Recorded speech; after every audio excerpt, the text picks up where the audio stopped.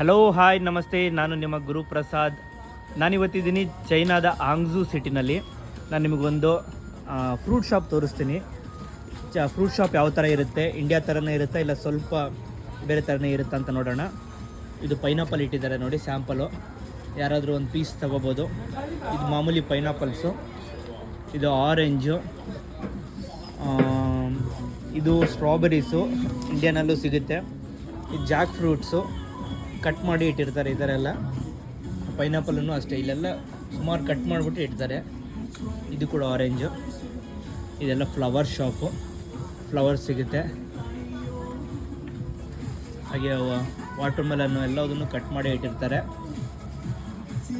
ಅದು ಬ್ಲೂಬೆರಿ, ತುಂಬ ಒಳ್ಳೆಯ ಫ್ರೂಟ್ಸ್ ಅದು, ಕ್ಯಾನ್ಸರ್ಗೆ ತುಂಬ ಒಳ್ಳೆಯದು.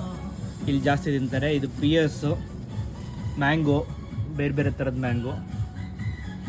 ಇದು ಚೈನಾದ ಫೇಮಸ್ ಡ್ರ್ಯಾಗನ್ ಫ್ರೂಟು, ಇದೆಲ್ಲ ತಿನ್ನೋದು ಜಾಸ್ತಿ.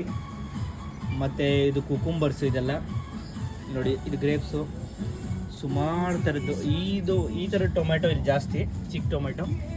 ಇದು ಅಗೇನ್ ಬ್ಲೂಬೆರಿ, ತುಂಬ ಒಳ್ಳೆಯ ಫ್ರೂಟ್ಸ್, ತುಂಬ ಒಳ್ಳೆಯದು ಆರೋಗ್ಯಕ್ಕೆ. ಇದು ಕೋಕೋನಟ್, ಇದು ತೆಂಗಿನ ಕಾಯಿ ಬೇಕಾದರೆ ಈ ಥರದ ಸಿಗೋದಿಲ್ಲಿ, ಈ ಥರ ಪ್ಯಾಕ್ ಆಗಿರುತ್ತೆ. ಹಾಗೆ ಗ್ರೀನ್ ಆ್ಯಪಲ್ಲು, ಆರೆಂಜು, ವಾಟರ್ ಮೆಲನು, ಆ್ಯಪಲ್ಸು, ಸುಮಾರಿದೆ. ನಾನು ಕೆಲವೊಂದು ಹೆಸರುಗಳೇ ಗೊತ್ತಿಲ್ಲ, ನಿಮಗೆ ಗೊತ್ತಿದ್ರೆ ಹೇಳಿ.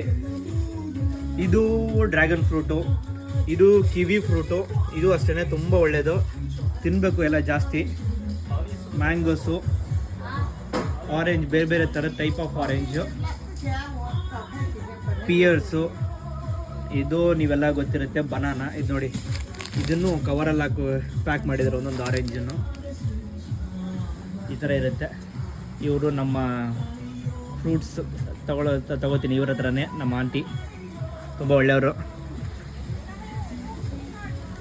ನೋಡಿದ್ರಲ್ಲ, ಈ ಥರ ಇರುತ್ತೆ ಫ್ರೂಟ್ ಶಾಪು. Thank you.